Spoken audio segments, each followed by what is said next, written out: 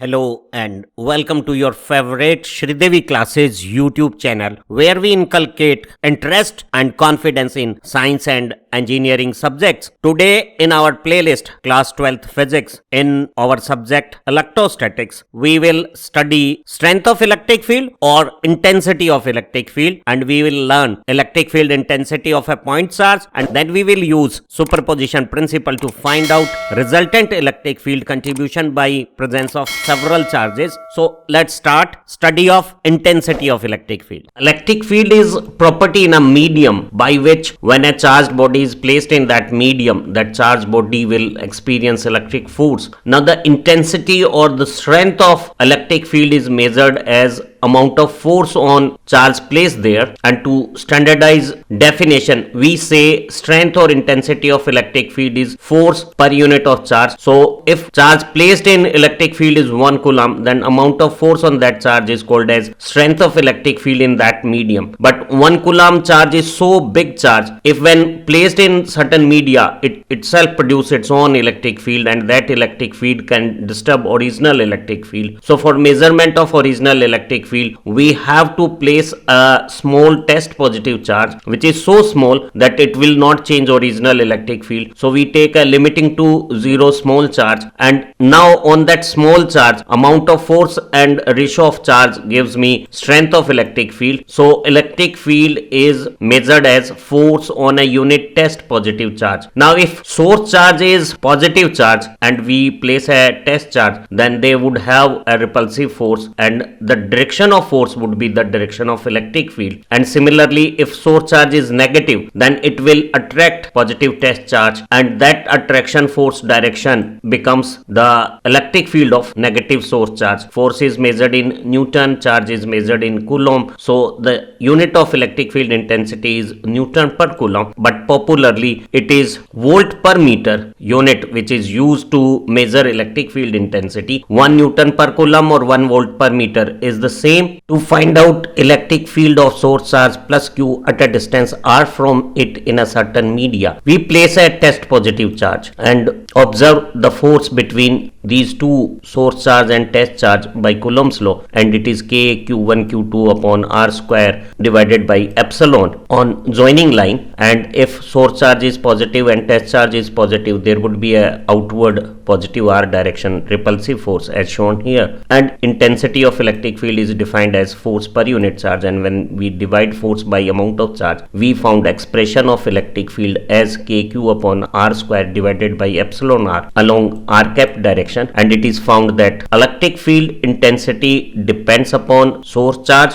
directly proportional to magnitude of source charge, and it is inverse of the square of the distance between source charge and test position, and it also depends upon medium permittivity, and electric field intensity is inverse of medium permittivity. But electric field intensity doesn't depend upon magnitude or polarity of test charge. For negative test charge in the same source charge at the same r distance position, we will find that magnitude of electric field intensity is same, and even the direction of electric field is also the same. And we can say for a positive charge electric field intensity is in plus r or outward directions, and for negative test charge the direction of force is opposite to the direction of electric field, and for positive test charge the direction of force and direction of electric field are in the same direction. One important fact: for force interaction we need both presence of source charge and test charge, but for electric field intensity we need only source charge and we won't need test charge. Electric field intensity of a source charge at certain distance from it depends upon source charge,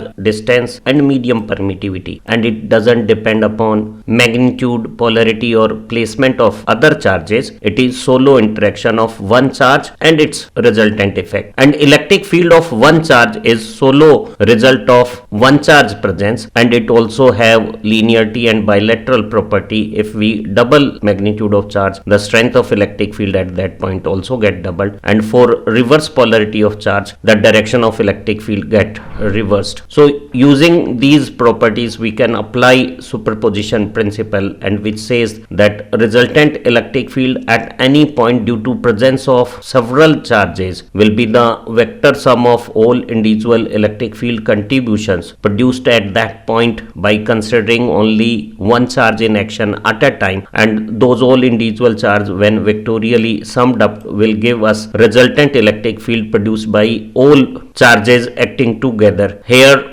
we have four source charge Q1, Q2, Q3, Q4. Q1 and Q3 are positive charge. They will produce at this test position outward electric field on joining line, and these two charge Q2 and Q4 are negative charge, so they will produce inward electric field of these charges. And here electric field of Q1 is K Q1 epsilon R R1 square. Similarly Q2 electric field E2 depends upon R2 distance, Q3 contribution depends upon R3 separation, and Q4 contribution at this position is inverse of the square of distance R4. And such individual electric field contribution when vectorially added together will produce a resultant electric field due to presence of all these charges acting together. Electric field intensity is a vector quantity, and for superposition of such electric field components, which is a vector summation, the direction of electric field is very important. And for summation calculations we have to consider first the direction of contributed electric field, and for directional representation of electric field intensity we use an arrow to indicate direction, and that arrow is placed in such that the tail of arrow is placed at observation test position, and for positive source charge electric field is outward on joining line, and for negative test charge this arrow, as in yellow highlight, on joining line of source charge and test position towards negative source charge in minus R direction represent the electric field. And likewise we can represent electric field of Q3 charge by an arrow and Q4 charge again by an arrow, and now these vectors can be added by putting tail of second vector on head of first vector and so on, and connecting tail of first vector and head of last vector will give us resultant vector. This simple example will explain superposition of electric field intensity very well. We have given two positive source charge plus Q1 and plus Q2, and on joining line of these two charges at mid position and to one side of Q1 and to other side of Q2 we have given three positions A, B and C, and we have to find out resultant electric field at these positions contributed by both these charges. So to find out electric field intensity by Q1 at A position, if I put a test positive charge it will get repelled, at position B it is again get repelled, and at position C it will be get repelled in these positions. So these are the three electric field contribution by source charge positive Q1 outward directed from source charge to test position. Similarly for test charge Q2 at A position there would be outward electric field E2, at test position B again there will be outward electric field E2, and at C position this is outward direction of electric field. So we can find out electric field contribution of individual charges, and when we have obtained these contribution we have considered only one charge in action and forget the presence of other charges. Now it is quite clear. At position A, E1 and E2 are directed in opposite direction, and since the test position is on joining line of two charges, so these electric field are just opposite to each other, so resultant electric field will be just a subtraction of 2 E1 minus E2. And if this position is moved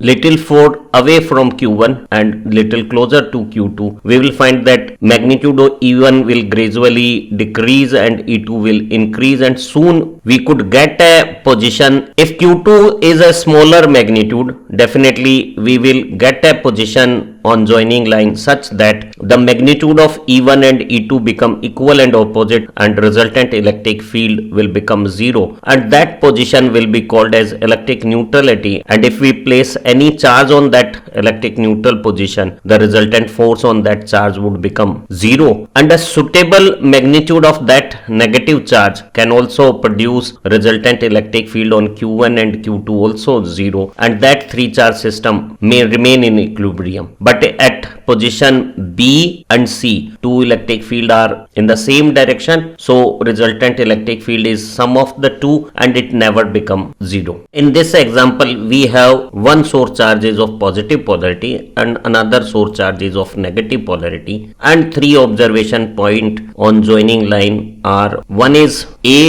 in between Q1 and Q2, the B is outside of Q2, and C is outside of Q1 on joining line, and we have to find out resultant electric field at all three A, B and C positions. Let's first find out electric field contribution of positive charge Q1, which is outward at test positions at A, at B and as well as at C. And for this negative source charge, electric field is inward at A, at B as well as at C towards source charge as indicated here. Now if we check resultant electric field at A position, the two electric field contribution are in the same direction. So resultant electric field would be the sum of the two contribution E1 and E2, and sum cannot be zero. So we will get everywhere strength of electric field in between Q1 and Q2 on joining line. Whereas to one side of Q1, two electric contribution are opposite to each other. This Q1 is closer to C position, so E1 contribution could be higher than E2 contribution, and resultant electric field would be the difference of two. And if we move this point little far away, we will find that since Q2 is stronger than Q1, at some positions we will find that the two electric contribution will become equal and opposite, so resultant electric field will become zero at other side of small magnitude, which is Q1 here. Similarly, at B position, the electric contribution of Q2, which is not only big in magnitude, also close to test position, contribute a higher magnitude, and even contribution by this Q1 charge is smaller, so the resultant electric field is always E2 minus E1, and for all positions to this side, resultant electric field